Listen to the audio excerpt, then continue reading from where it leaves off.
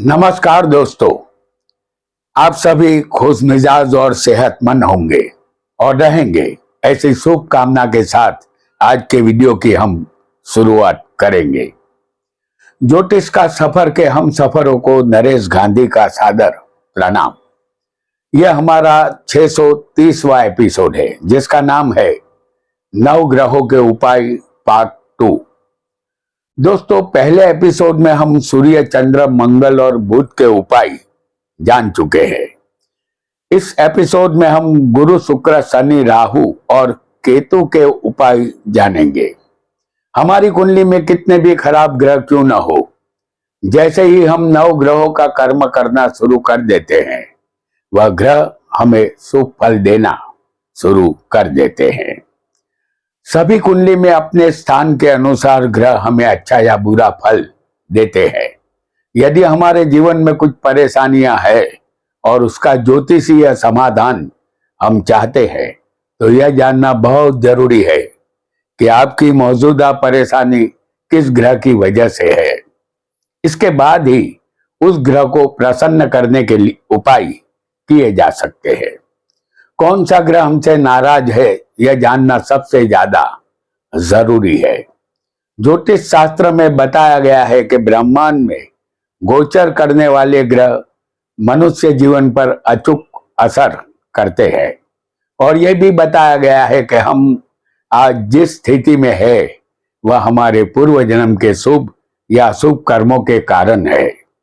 किसी जातक पर कुछ उपाय काम कर जाते हैं, जबकि अन्य जातक सभी उपाय करता है, फिर भी दुख में कमी नहीं होती या उनका दुख दूर होने में देरी होती है। ऐसा इसलिए होता है कि सभी ग्रहों की गति अलग अलग है।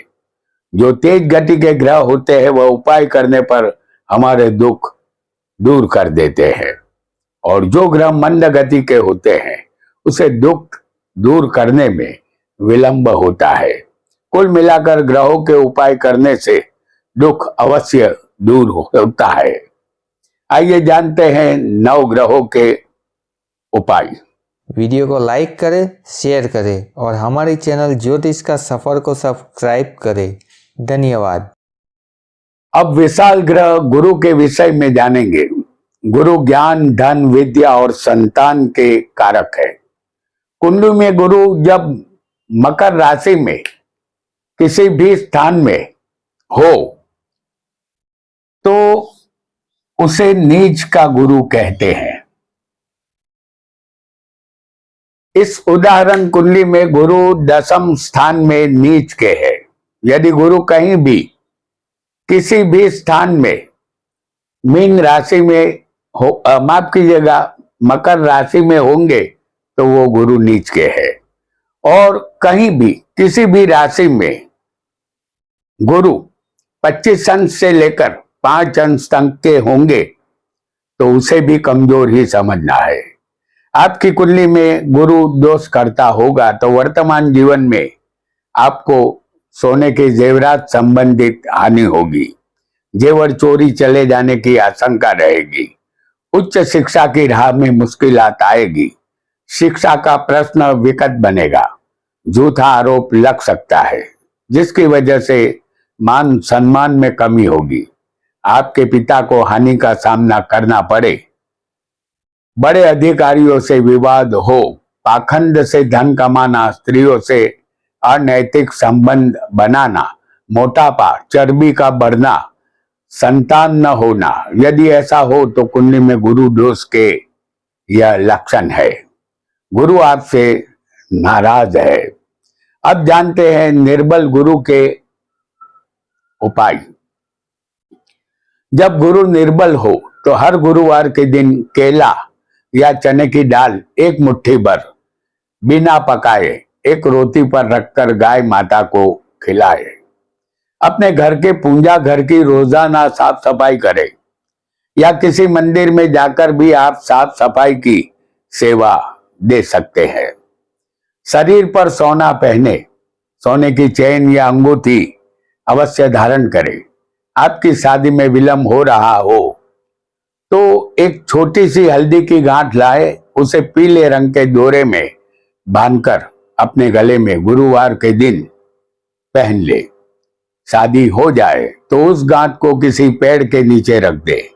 आप युवक हो या युवती, अपने स्नान करने के पानी में एक चुटकी पिसी हुई हल्दी डाले। इस तरह रोजाना स्नान करे। शादी जल्द ही होगी। जुआ या सट्टा खेलने से दूर रहे। मांसाहार और शराब से परहेज करे। बड़े भाई की इज्जत करे। उसके साथ संबंध मधुर बनाए रखे। यह उपाय करने से आपका गुरु शुभ फल देना शुरू कर देगा।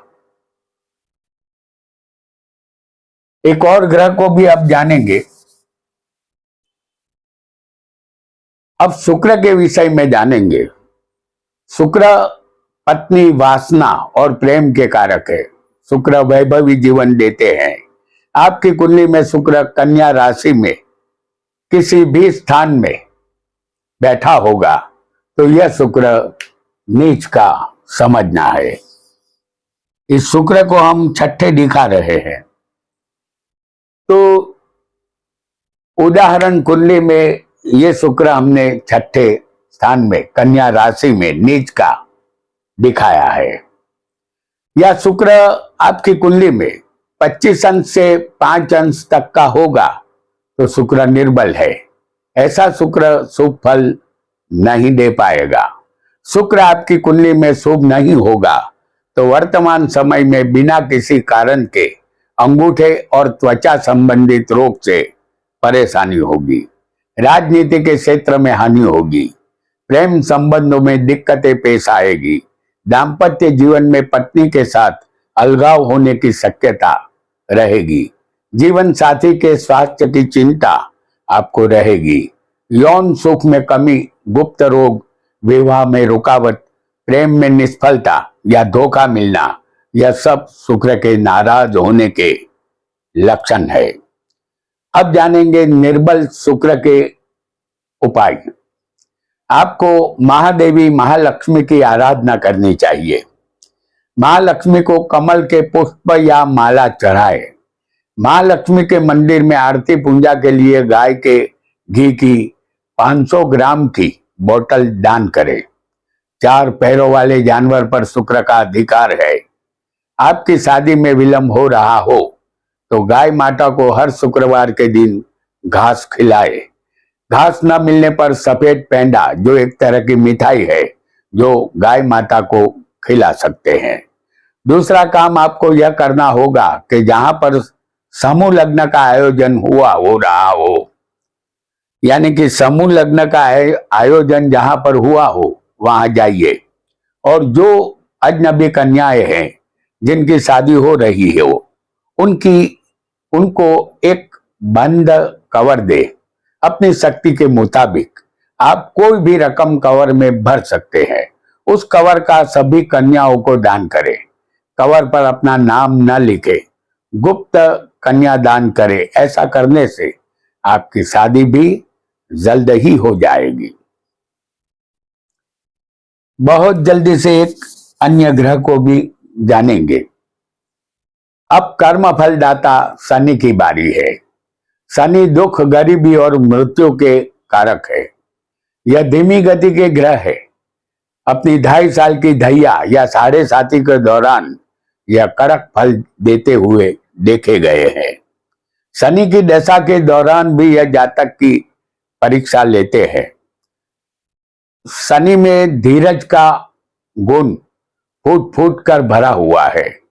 जातक में धीरज नहीं होगी तो वह किसी भी क्षेत्र में कामयाब नहीं होता, चाहे वह नौकरी हो, व्यापार हो या वैवाहिक जीवन हो। धैर्य और धीरज का होना बहुत जरूरी है। शनि आपकी कुंडली में मेष राशि में नीच का होता है।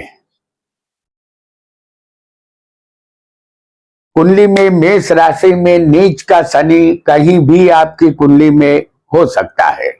जैसे मेष का शनि नीच का होता है, जिसे हमने आपको लग्न में दिखाया है। आपकी कुंडली में मेष का शनि किसी भी स्थान में हो सकता है, या यही शनि 25 अंश से लेकर 5 अंश तक का होगा, उसे भी निर्बल शनि समझना होगा। ऐसा नीच का शनि होगा। वर्तमान समय में आपको पैतृक संपत्ति और जायदाद की हानि होगी। लगातार बीमारी से आपका शरीर घिरा रहेगा, आप परेशान रहेंगे। कोर्ट कचहरी के केस में अदालत के चक्कर काटने पड़ेंगे। आपका मानसिक संतुलन बिगड़ेगा। आपके बनते हुए काम अक्सर बिगड़ जाएंगे। अशुभ शनि आलसी, झगड़ालू, दरिद्र, अधिक निंद्रा वाला, वैराग्य से युक्त बनाता है। पथरी संबंधित बीमारी शनि देता है। विवाह में विलंब और नपुंसकता भी शनि के कारण ही संभव है। यदि ऐसा हो तो आपका शनि शुभ नहीं है, शनि आपसे नाराज है। अब जानेंगे शनि के उपाय। भगवान भैरव की आराधना करें। हर शनिवार को शनि देव को सरसों के तेल का अभिषेक करें। ओम शन शनेश्वराय नमः बोलकर तेल चढ़ाए। 43 दिन लगातार किसी शनि मंदिर में जाकर शनि देव को नीले रंग के पुष्प अर्पण करें। कौवे को दूध या चावल कोई भी एक खिलाए। अपने घर का टेरेस साफ सुथरा रखे। किसी बुद्धे भिखारी को तेल में बना हुआ नमकीन का एक पैकेट दे या उसे एक टाइम का भोजन शनिवार के दिन अवश्य कराए। या आप ओम शन शनेश्वराय नमः की एक माला रोजाना कर सकते हैं। आपका शनि शुभ हो जाएगा। एक और ग्रह को भी बहुत जल्दी से जानेंगे और वह होगा राहु। राहु केतु किसी राशि में उच्च के और किस राशि में नीच के होते हैं, ये कहना मुश्किल है। कुछ ज्योतिषियों में इनके लिए मतभेद चल रहे हैं। हालांकि राहु केतु को किसी भी राशि की मालिकी सौंपी नहीं गई है, इसलिए वह किसी भी राशि में उच्च के और नीच के कैसे हो सकते हैं। तो हम राहु केतु को किसी भी राशि में नीच के या उच्च के नहीं होंगे, यही मानकर चलेंगे। आपका लग्न कोई भी हो, आपकी कुंडली में राहु जैसे हम आपको दिखा रहे हैं, राहु तीसरे, छठे, 10वें या 11वें, राहु तीसरे, छठे, 10वें या 11वें स्थान के सिवाय किसी भी स्थान में होगा तो राहु निर्बल है, ऐसा आपको समझना है। हमने तीसरे, छठे, 10वें और 11वें राहु को दिखाया है। यह राहु अच्छा है। राहु कहीं भी अन्य होगा तो निर्बल है। राहु 25 अंश से लेकर 5 अंश का होगा तब भी राहु को निर्बल ही समझना है। राहु निर्बल हो तो आपको मोटापे के कारण वर्तमान में परेशानी होगी, शरीर में चर्बी बढ़ेगी।